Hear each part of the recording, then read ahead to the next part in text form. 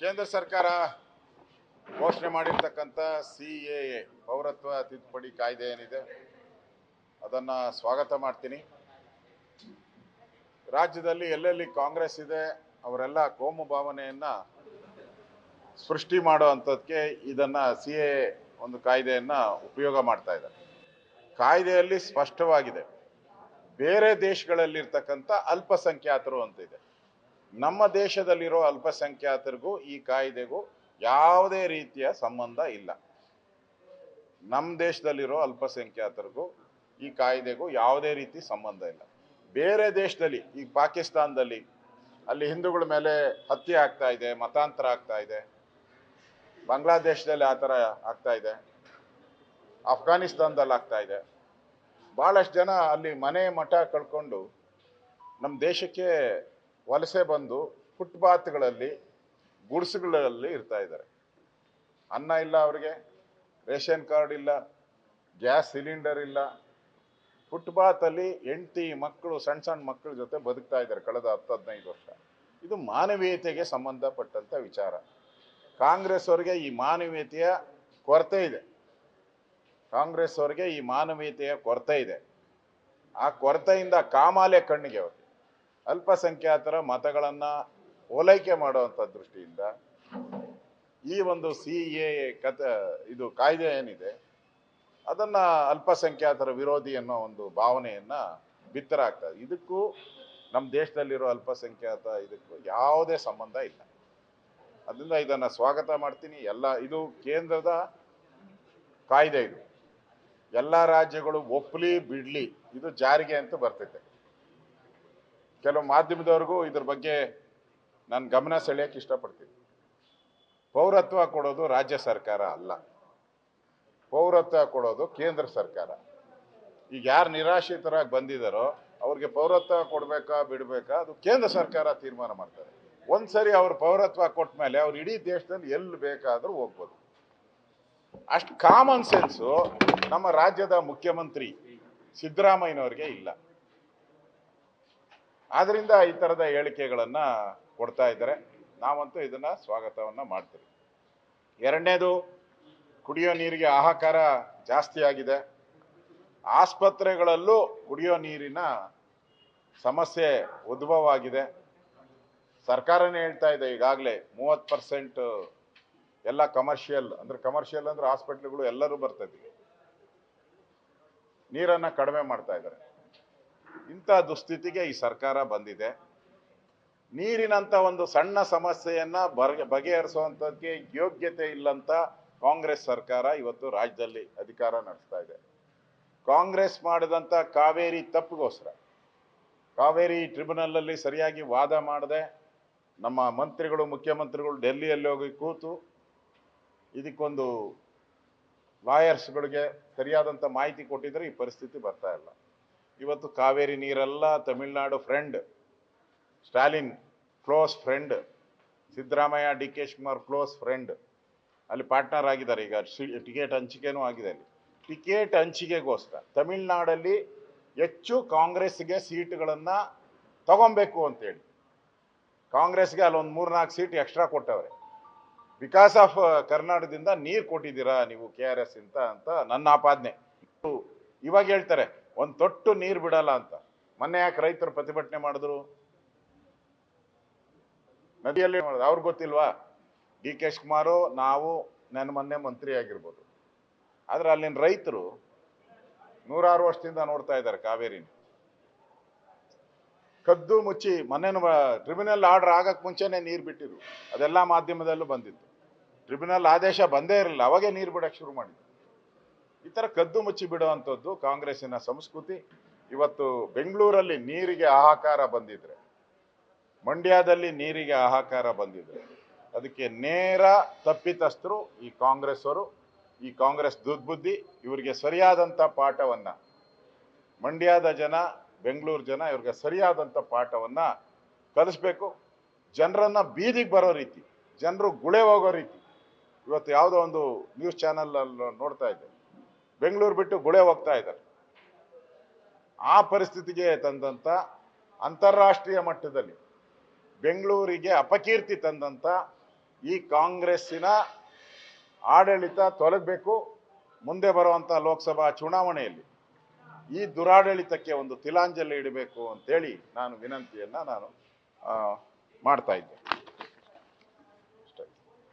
ಮತ್ತೆ ಸುಳ್ಳು ಅಡ್ವರ್ಟೈಸ್ಮೆಂಟ್ಗಳನ್ನು ಕೊಡ್ತಾ ಇದ್ದಾರೆ. ಕೇಂದ್ರ ಸರ್ಕಾರದ ಯೋಜನೆಗಳೇನಿದೆ ಆ ಕೇಂದ್ರ ಸರ್ಕಾರದ ಯೋಜನೆಗಳನ್ನು ಕೂಡ ನಮ್ಮದೇ ಸರ್ಕಾರ ಮಾಡಿದೆ ಅನ್ನೋ ರೀತಿ ಅಡ್ವರ್ಟೈಸ್ಮೆಂಟ್ಗಳು ಬರ್ತಾ ಇದೆ. ಅಂದರೆ ಅಷ್ಟು ಬರ್ಗೆಟ್ಟೋಗ್ಬಿಟ್ಟಿದ್ದಾರೆ ಕಾಂಗ್ರೆಸ್ ಅವರು.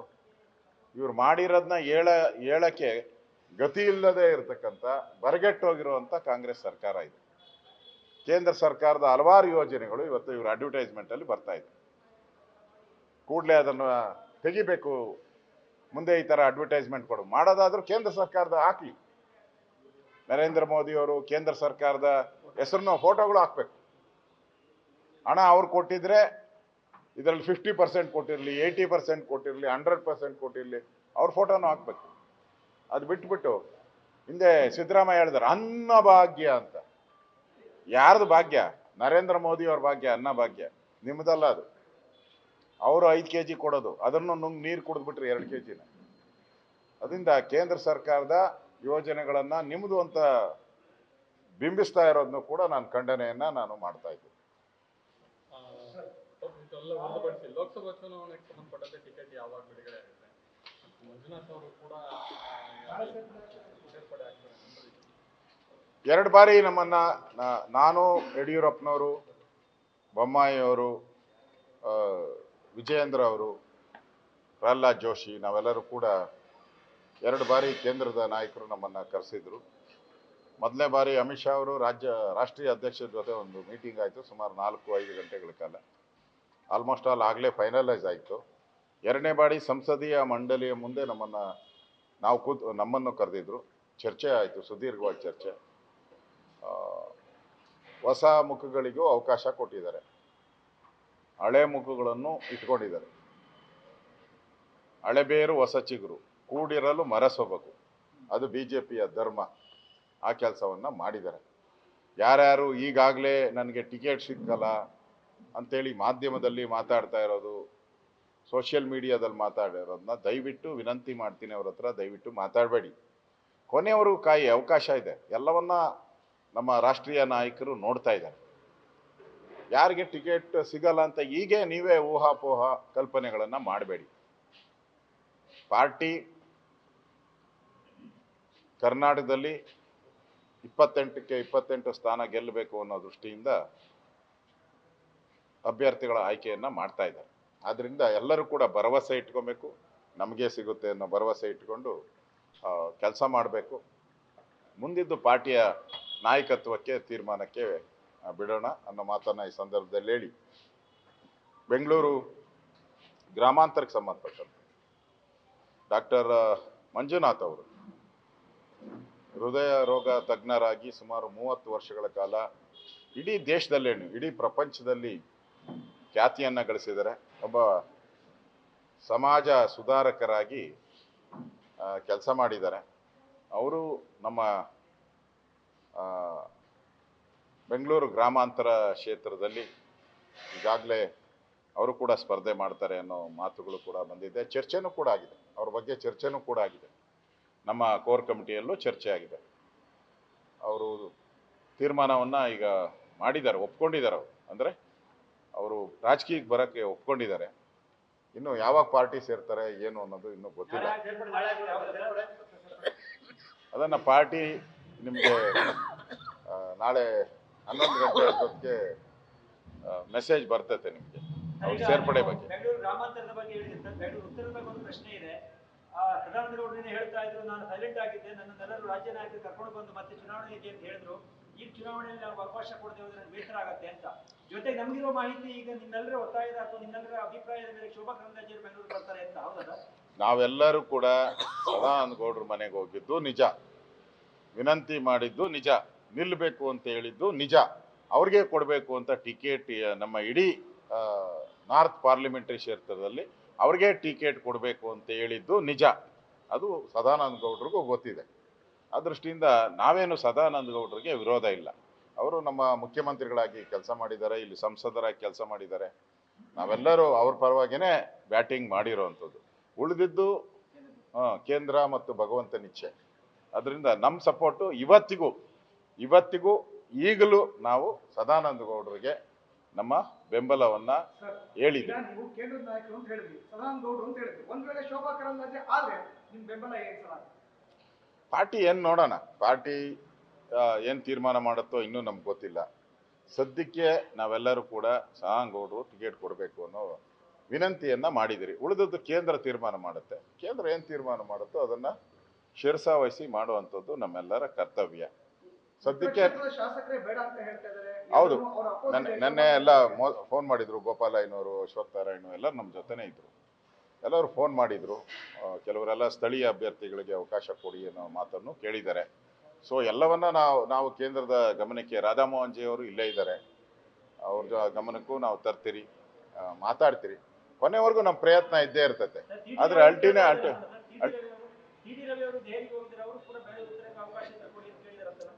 ನೋಡಿ, ಯಾರ್ಯಾರು ಏನೇನು ಕೇಳಿದ್ದಾರೆ ಅದು ಈಗಾಗಲೇ ಪಾರ್ಲಿಮೆಂಟ್ ಬೋರ್ಡಲ್ಲಿ ಚರ್ಚೆ ಆಗಿದೆ.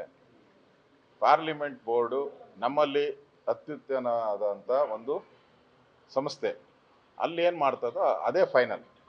ನಾವು ಸಲಹೆ ಕೊಡ್ಬೋದು ಅಷ್ಟೇ. ಅದರಿಂದ ಟಿಕೆಟ್ ಕೊಡುವಂಥದ್ದು ನಮ್ಮ ನ್ಯಾಷನಲ್ ಬೋರ್ಡ್.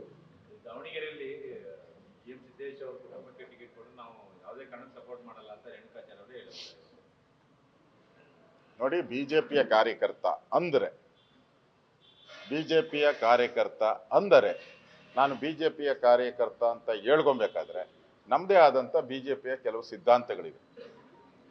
ನಮಗೆ ಆ ಕುಟುಂಬ ಈ ಕುಟುಂಬ ಮುಖ್ಯ ಅಲ್ಲ. ನಮಗೆ ಪಾರ್ಟಿ ಮುಖ್ಯ, ದೇಶ ಮುಖ್ಯ. ಆದ್ದರಿಂದ ಬಿಜೆಪಿ ಅಂತ, ನಾನು ಬಿಜೆಪಿ ಕಾರ್ಯಕರ್ತ ಅಂದರೆ ಅವೆಲ್ಲವನ್ನ ಬಿಟ್ಟು ಅವ್ರು ಕೊಟ್ರೆ ಇವ್ರು ಕೊಟ್ರೆ ಅವ್ರಿಗೆ ಅಂತ ಪ್ರಶ್ನೆ ಬರಲ್ಲ. ನಾವು ಯಾರಿಗೆ ಕೊಟ್ಟರು ಟಿಕೆಟನ್ನು ಮಾಡ್ಬೋದು, ಕೇಳ್ಕೊಬೋದು. ಎಲ್ಲರೂ ಕೂಡ ಈಗ ಯಾರ್ಯಾರು ಆಸ್ಪಿರೆಂಟ್ ಇದ್ದಾರೋ ಅವರೆಲ್ಲ ಕೇಳೋವಂಥದ್ದಕ್ಕೆ ಪೂರ್ತಿ ಅಧಿಕಾರ ಪಕ್ಷ ಕೊಟ್ಟಿದೆ. ನಮ್ದೇನು ಕಾಂಗ್ರೆಸ್ ಪಾರ್ಟಿ ಅಲ್ಲ, ಸರ್ವಾಧಿಕಾರದ ಪಾರ್ಟಿ ಅಲ್ಲ. ನಮ್ಮದು ಪ್ರಜಾಪ್ರಭುತ್ವದ ಪಾರ್ಟಿ. ಮತ್ತು ನಮ್ಮ ಕೇಂದ್ರದ ನಾಯಕರು ಯಾಕೆ 2 ಸರಿ ನಮ್ಮನ್ನೆಲ್ಲ ಕರೆದಿದ್ರು? ಚರ್ಚೆ ಯಾಕೆ ಮಾಡಿದ್ರು? ಇಲ್ಲಿ ಕೋರ್ ಕಮಿಟಿಯಲ್ಲಿ ಯಾಕೆ ಚರ್ಚೆ ಆಯಿತು? ಇದೊಂದು ಬಿಜೆಪಿ ಒಂದು ಪ್ರಜಾಪ್ರಭುತ್ವ ಇರುವಂಥ ಪಾರ್ಟಿ. ಇದು ಸದ್ಯದ ಪರಿಸ್ಥಿತಿ ನೋಡಿದ್ರೆ ಬಹಳಷ್ಟು ಕ್ಷೇತ್ರಗಳಲ್ಲಿ ಬಿಜೆಪಿ ಬಂಡಾಯದ ಬಿಸಿ ಕಾಣುತ್ತಾ ಅಂತ. ನಮ್ಮ ಕಾರ್ಯಕರ್ತರು ಯಾರನ್ನು ಕೂಡ ಬಂಡಾಯ ಮಾಡುವಂಥ ಅಭ್ಯರ್ಥಿಗಳು ಈಗ ಪ್ರೆಸೆಂಟ್ ಇರೋರು ಮತ್ತೆ ಆಸ್ಪಿರೆಂಟ್ ಇರೋರು ಯಾರೂ ಇಲ್ಲ, ಯಾರು ಒಬ್ರು ಇಲ್ಲ.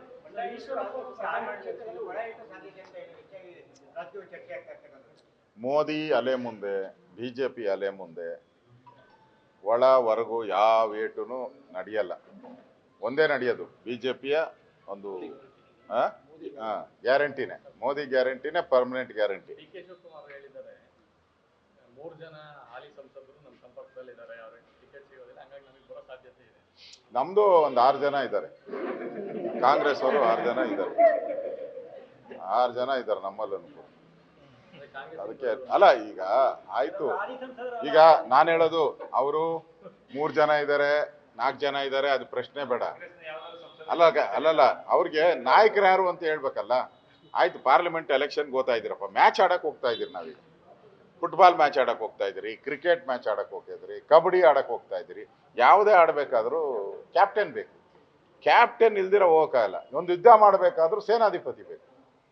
ಯಾರು ಸೇನಾಧಿಪತಿ ಅಂತ ಫಸ್ಟು ಆ ಸೇನಾಧಿಪತಿ ಯಾರು ಅಂತ ತೀರ್ಮಾನ ಮಾಡೋ ಯೋಗ್ಯತೆ ಕಾಂಗ್ರೆಸ್ ಅವ್ರಿಗಿದ್ರೆ ಫೈಟ್ ಮಾಡಕ್ ಬರಲಿ, ಅವ್ರು ಫೈಟ್ ಮಾಡಕ್ ಬರಲಿ. ಇನ್ನು ಟಿಕೆಟೇ ಅವ್ರಿಗೆ, ಇಡೀ ದೇಶದಲ್ಲಿ ಅವ್ರಿಗೆ ಟಿಕೆಟೇ ಇವಾಗ ಹೊಂದಾಣಿಕೆ ಅಲ್ಲ ಆದ್ರೆ ಸಿಕ್ಕದೆ ಒಂದು 200. ಅದು ಡೌಟೇ, ಅದು ಕೂಡ ಡೌಟು. ಆ 200 ಸೀಟ್ ಇಟ್ಕೊಂಡು ಇವು ದೇಶನ ಆಳಕ್ ಹೋಗ್ತಾರ? ಮೆಜಾರಿಟಿ ಬೇಕು ಅಂದ್ರೆ 272 ಬೇಕು, 272. ಆ ಮೆಜಾರಿಟಿ ಕಂಟೆಸ್ಟೇ ಮಾಡ್ತಾ ಇಲ್ಲ ಇವರು. ಮೆಜಾರಿಟಿ ಬರೋದಕ್ಕೆ ಕಂಟೆಸ್ಟ್ ಮಾಡೋಕ್ಕಾದ್ರೂ 272 ಜನ ಬೇಕು. ಅದೇ ಕೆಪಾಸಿಟಿ ಇಲ್ಲ ಕಾಂಗ್ರೆಸ್ ಅವ್ರಿಗೆ. ಅವ್ರು ಬರ್ತಾರೆ, ಇವ್ರು ಬರ್ತಾರೆ. ಈಗ ಓಡೋಗಿರೋರೆಲ್ಲ ನೋಡ್ತಾ ಇದ್ದೀರಲ್ಲ, ನಿತೀಶ್ ಕುಮಾರ್ ಹುಟ್ಟಾಕಿದ್ಯಾರು, INDA ಹುಟ್ಟಾಕಿದ್ಯಾರು ನಿತೀಶ್ ಕುಮಾರ್. ಅವರೆಲ್ಲಿದ್ದಾರೆ ಈಗ? ಕಾಶ್ಮೀರ ಏನಾಯ್ತು ಈಗ? ಇಬ್ರು ಇಲ್ಲ, ಫರೂಕ್ ಅಬ್ದುಲ್ಲಾನು ಇಲ್ಲ, ಮಫ್ತಿ ಅವರೂ ಇಲ್ಲ, ಅವರು ಇಲ್ಲ. ಈಗ ಉಳಿದಿರೋ ಅಂಥದ್ದು ಅವ್ರಿಗೆ ಅಂದ್ರೆ ಯಾರು ನಾನ್ ಪ್ಲೇಯರ್ಸ್ ಇರ್ತಾರಲ್ಲ, ಎಕ್ಸ್ಟ್ರಾ ಪ್ಲೇಯರ್ಸ್, ಆ ಎಕ್ಸ್ಟ್ರಾ ಪ್ಲೇಯರ್ಸ್ಗಳು ಮಾತ್ರ ಇರೋದು. ಅವ್ರು ಇಟ್ಕೊಂಡು ಅವ್ರ ಮ್ಯಾಚ್ ಆಡಕ್ಕೆ ಓಡ್ತಾ ಇದ್ದಾರೆ, ಎಕ್ಸ್ಟ್ರಾ ಪ್ಲೇಯರ್ನ ಇಟ್ಕೊಂಡು. ರೆಗ್ಯುಲರ್ ಪ್ಲೇಯರ್ಸ್ ಯಾರು ಅವ್ರ ಹತ್ರ ಇಲ್ಲ. ಎಕ್ಸ್ಟ್ರಾ ಪ್ಲೇಯರ್ ಇಟ್ಕೊಂಡು ಮ್ಯಾಚ್ ಆಡಿದ್ರೆ ಗೆಲ್ಲೋಕ್ ಸಾಧ್ಯನಾ? ಅದನ್ನ ಕಾಂಗ್ರೆಸ್ ಅವರು ಯೋಚನೆ ಮಾಡಿ.